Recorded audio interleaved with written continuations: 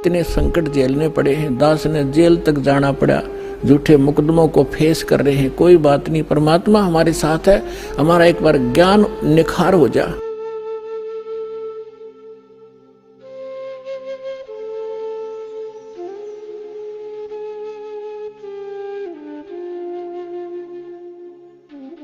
रहना अब बड़ी बनाई बात ने बिगाड़ियो मत, मुश्किल से सरे चढ़ी है यह कहानी। कितने संकट झेलने पड़े हैं, दास ने जेल तक जाना पड़ा, झूठे मुकदमों को फेस कर रहे हैं। कोई बात नहीं, परमात्मा हमारे साथ है। हमारा एक बार ज्ञान निखार हो जा, फिर चाहे फांसी दे दियो मेरा, एक बार परमात्मा का ज्ञान उसके बच्चों तक पहुंच जा।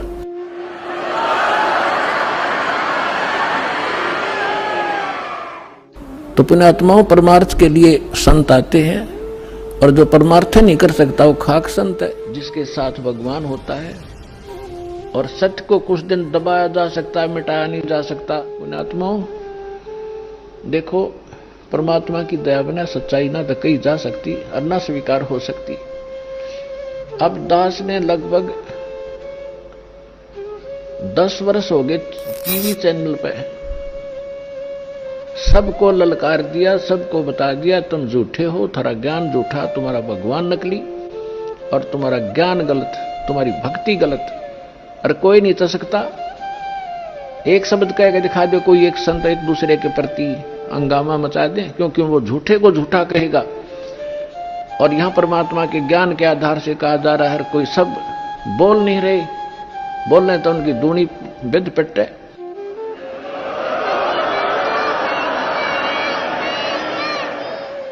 तो ये परमात्मा की दया है बच्चों, आप तक यो ज्ञान पहुंच पाया। ये दास जाने या भगवान जाने या मेरे साथ उस समय से लग रहे ये आपके भाई बहन इस संघर्षों से वो परिचित हैं। बहुत मैं उस दिन को बहुत खुशकिस्मत मानता हूँ कि उस दौरान मेरी जहाँ पर गुरुजी बंद थे वहाँ पर मेरी ड्यूटी लगी हुई थी। तो गुरुजी आए, जैसे आके वहाँ बारक के अंदर लेट गए। शाम को तो हमने ये सोचा भाई गुरुजी अब आए हैं, रिमांड से आए हैं, अब तो इनको आराम करते, सुबह बातें करेंगे। जब ही सुबह ड्यूटी फिर मेरे ड्यूटी वहीं लगनी थी, वहीं परमानेंट ड्यूटी होती थी 1 महीने के लिए, मेरी वहीं ड्यूटी थी। उसके बाद गुरुजी यूँ से सुबह जैसे ही गुरुजी को मैंने नज़दीक ही गया, गुरुजियों ने मेरे से पूछ लिया, अक भाई हवलदार कौन से काम का है तू? माँ जी मैं कंडेला काम का। गुरुजियों ने कहा भाई कंडेले के तो बहुत भगत हैं मेरे। माँ जी हाँ बहुत भगत हैं। हाँ, गुरुजी संत रामपाल जी महाराज ने मेरे ही बड़े भाई का नाम ले दिया। एक ओम प्रकाश है भाई मेरा कंडेला का, बहुत बढ़िया भगत है।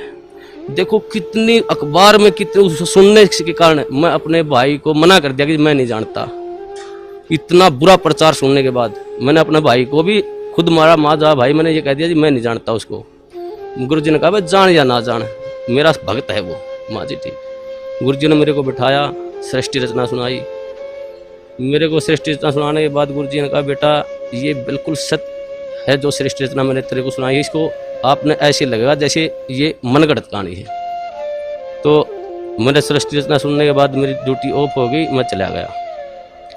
उसके बाद मैं संपर्क में, जैसे ही ड्यूटी होती हमारे गुरुजी में संपर्क में चला जाता, मैं वहाँ बैरक पे चला जाता और पूछता रहता। एक दिन मैंने वैसे पूछा गुरुजी आपके जो भगत हैं ये आपको परमात्मा मानते हैं?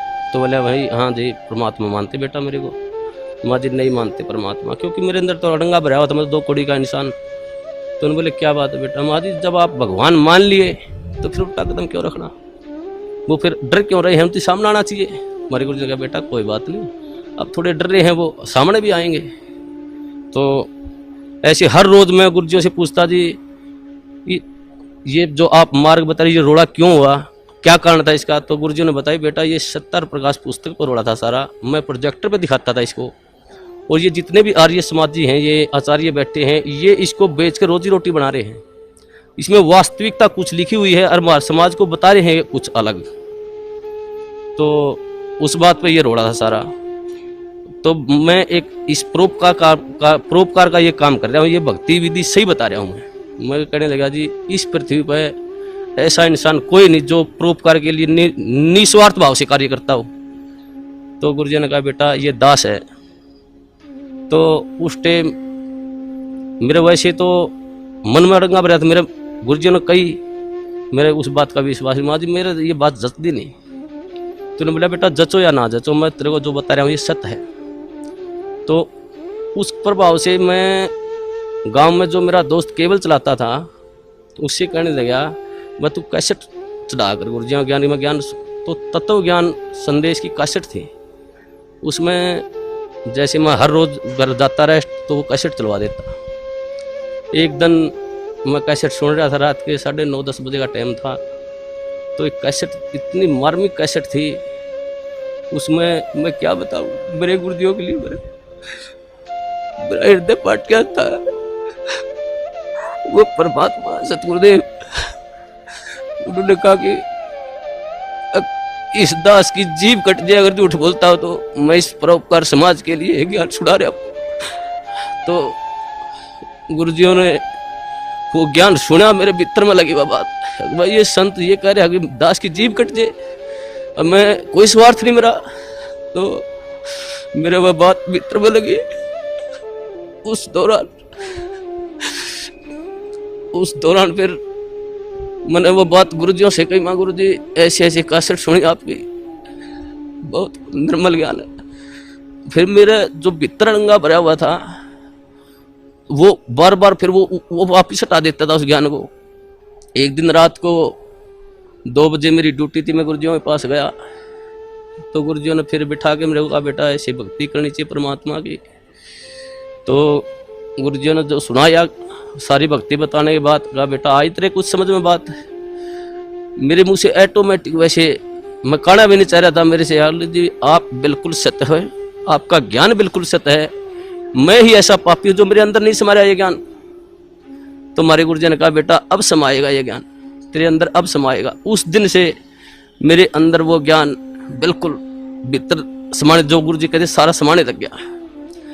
एक दिन जैसे ही गुरुजी ऐसे घूम रहे थे, मैं भी वहां पर बैठा, जब लोग मैंने उपदेश नहीं दिया था, मैं वैसे ज्ञान सुनता था मैं। तो एक भक्त ने एक जैसे मुलाजिम आया, वो मेरे साथ का साथी, उसने आते ही गुरुजी से कहा, हंसते हुए कहा, अजी आपको तो मिट्टी में मिला दिया। हमारे गुरुजी ने कहा, हाँ बेटा मिट्टी में मिला दिया भाई। लेकिन ऐसा उदाहरण दिया हमारे गुरुजियों ने एकदम से सटीक, भाई जमींदार 40 किलो अन्न मिट्टी में मिलाता है, 70 मण उठा के ले जाता है वहां से।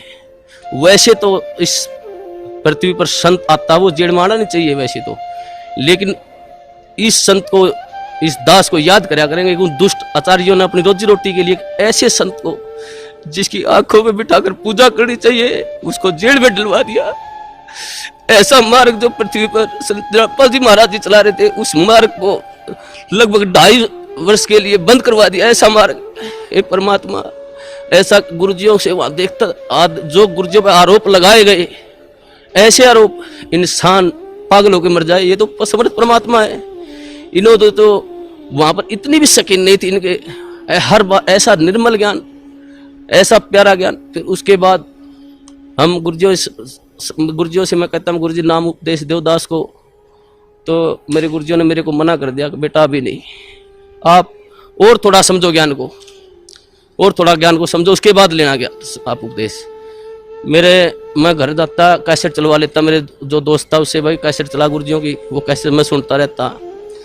तो जैसे मेरी भक्तमती थी, मेरी घरवाली थी, वो मैं बाहर जाता तो ऑफ कर देती चैनल को, दूसरा लगा। मैं कहता जी आप इसको बंद मत करो, ये मैं सुनता हूँ, आपने नहीं सुनना तो आप आराम से वो करो। तो मैं हर रोज सुनने लगा गुरुजियों का ज्ञान, तो वो मेरे भीतर समाता गया।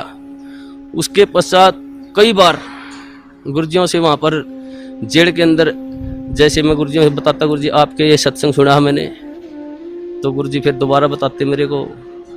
तो ऐसे होते होते लगभग 6 महीने चले गए और 1 साल से ऊपर लगभग 1.5 साल गुजर गया। फिर मेरी ड्यूटी प्रशासन ने मेरे को क्या कराया कि ये तो संत रामपाल जी को मिलने जाता है, इसकी ड्यूटी बाहर लगा दो जेल से। मेरी ड्यूटी बाहर लगा दी गई। बाहर लगाने के बाद अंदर मेरे को जाने नहीं दे, ज्ञान और नाम उपदेश मेरे को मिला नहीं। एक दिन वैसे गुरुजी, सोमवार का दिन था, 24 अगस्त को 2 बजे गुरुजी मुलाकात को आए हुए थे।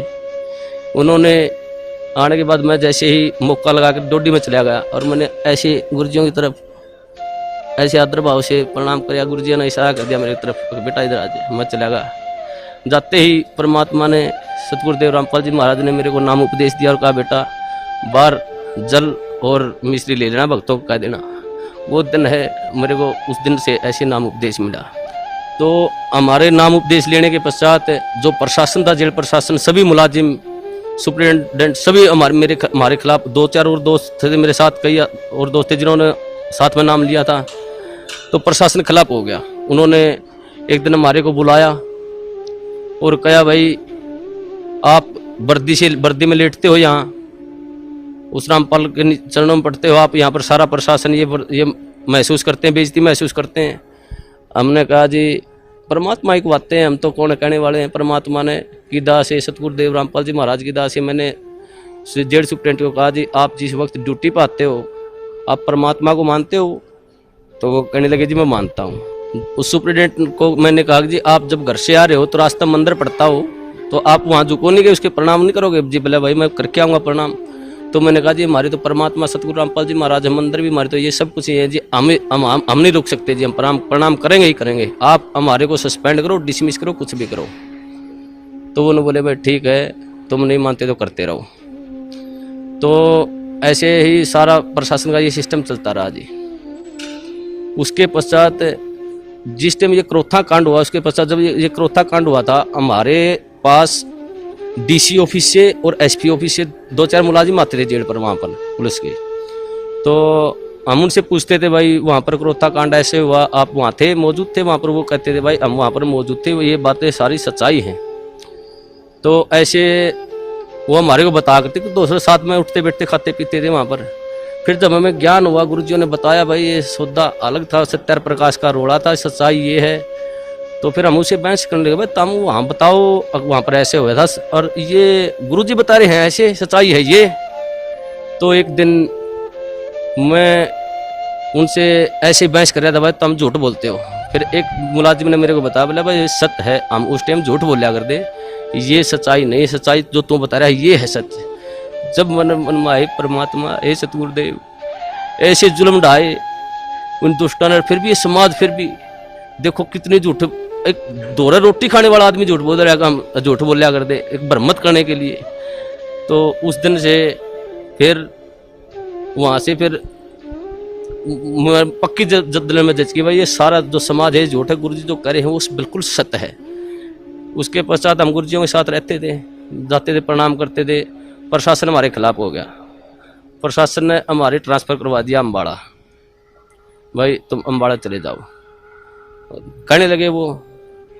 तो उससे हमारा ट्रांसफ़र होने से पहले की बात है, जैसे हम गुरुजियों से मिलते थे, जो प्यार होता है गुरुजी हमारे को, एक जैसे मेरे नाम उपदेश ले, मेरे मन में आता था, मैं गुरुजियों के पास जाता, मैंने नाम उपदेश लिया, जैसे गया मैं, मेरे मन में आई भाई इतना अपने कदे पिता के बाप पाँ नहीं पकड़े, आप इसके पास पाँ कैसे पकड़ोगे? मैं जैसे ही बार के नज़दीक गया, मैं वापस चला गया। दूसरी बार फिर मेरे मन में प्रेरणा हुई, अगर भाई संत हैं, तू मानता क्यों नहीं, पाँ पकड़ ले जाके। फिर जो गेट पर गया, फिर वापस चला गया। तीसरी बार फिर मेरे मन में आई, अगर भाई तू जाता ही क्यों वहाँ पर, अगर जाओ तो पाँ पकड़ ले गुरुजियों के। तो मैं जैसे ही गेट में बढ़िया, गुरुजी खड़े थे वहाँ सामने, इंतजार कर रहे थे, वो तो जाने जान है परमात्मा। उन्होंने जैसे ही मैंने गुरुजियों चरण का हाथ लगाया, उन्होंने मेरे को छाती का लगा लिया ऐसे। वो अनुभव, जो सुख, जो गुरुजियों ने कहा, बेटा अब मैं तो 2 साल और जेल में रह, मेरे कोई सुख नहीं, मैं आया तेरे लिए था बेटा यहाँ पर। वो दिन आज भी याद आता, उस दिन तो मेरे ज्ञान नहीं था मुझे, परमात्मा ने ऐसी दया करी मुझ नीच पर, सारे परिवार पर। मेरे को, मेरी शादी को भी कई वर्ष हो गए थे, कोई औलाद नहीं थी मेरे। तो गुरुजियों ने, मैंने प्रार्थना की, गुरुजी ऐसे ऐसे हमारे संतान ने, गुरुजियों ने कहा, बेटा तुम दोनों नाम ले लो, जब तुम्हारे संतान होगी, और तुम्हारे भाग्य में संतान नहीं है, परमात्मा खुद अपने कोटे से संतान देंगे तेरे को। तो उस दिन फिर भगतमती, मेरी भगतमती को भी मैंने कहा, भाई ये परमात्मा आए हुए हैं, पूर्ण संत हैं, ये ज्ञान सुनो आप। तो वो सीधी सुनने लगी, उनको भी ज्ञान हो गया। फिर उसके पश्चात उसने भी फिर जेल में गुरुजियों से प्रार्थना करी, गुरुजी भगतमती भी नाम लेना चाहती है, बोला बेटा बाहर सीढ़ी पर धुआ देना, मेरा आदेश है। उसने भी फिर नाम उपदेश दे दिया गुरुजियों ने, गुरुजियों आदेश से बाहर। तो 1 साल के अंदर फिर हमारे परमात्मा ने अपनी कृपा से एक संतान, एक लड़का भी दिया। उस परमात्मा की क्या सुख गुना, इतने सुख दिए हैं मेरे को, इस परमात्मा की इतनी दया है। और सबसे बड़ा काम मुझे मतलब 2 कौड़ी का इंसान हूँ, मुझे भक्ति का क्या पता है। गुरु जी ने जो प्यार होता है, जो प्यार वास्तविक प्यार गुरु जी ने दिया मेरे को, मुझे तो पता ही भी नहीं था प्यार क्या होता है। ये परमात्मा, ये जाने ये वो परमात्मा है, ये सारी सृष्टि के पालन करता है। ये पूर्ण संत कबीर परमेश्वर है, ये तो एक लीला कर रहे हैं यहाँ पर। हम 2 कौड़ी के जीवों के लिए ये भटकते रहे, एक आत्मा के लिए ये परमात्मा लाखों रुपए बहा देते हैं। और ये समाज इसको कहते हैं ये बुरा ही कर रहा है। ये पूर्ण परमात्मा पर, जो पूर्ण परमात्मा का संत होता है वो बुराई नहीं करता किसी की। ये तो अपने बच्चों के लिए शिक्षा दे रहे इस बात को, भाई तुम पहचानो ये ज्ञान है, ऐसा पवित्र ज्ञान है परमात्मा इस पृथ्वी पर। ये किसी संत में देख लो, किसी आधार ही नहीं ज्ञान का, और ये ऐसा ज्ञान दे रहे हैं, मोक्ष का मार्ग बता रहे हैं, ढोल पीट रहे हैं, हर इन्हीं को कहते निंदा करते हैं। हे परमात्मा, मैं तो इस सब समाज से यही कहूँगा कि इस संत को, ये पूर्ण परमात्मा, इनकी पलकों में बैठाकर पूजा करनी चाहिए इनकी। और सभी समाज से कहूँगा अपने और अपने परिवार को जितना भी जल्दी हो सके यहाँ पर सतगुरु रामबंदी छोड़ सतगुरु रामपाल जी महाराज की शरण में लाकर उनका कल्याण करवाए, और सभी भाइयों को बताएं बस वास्तविक ज्ञान वहाँ पर है। मैं यही कहना चाहूँगा। सत साहिब कैसे संघर्ष करके आप तक इस सत्र में पहुंचे, जेल तक भेज दिया झूठे केस बना के नकली लोगों ने। लेकिन परमात्मा कहते हैं जिसके साथ भगवान होता है, और सत्य को कुछ दिन दबाया जा सकता है, मिटाया नहीं जा सकता। सभी विश्व के आप प्राणी आपके भाई बहन हैं, सतलोक के रहने वाले हैं, असंख्य जन्म या धक्के खाते भटकते होंगे हैं, या ना सुखी हो सकते ना सुखी कभी हुए हैं। सबको बता दो, डंडोरा पीट दो कि मोक्ष होगा तो सतलोक आश्रम बरवाड़ा जिला हिसार हरियाणा में है। नाम लो और अपना कल्याण कराओ।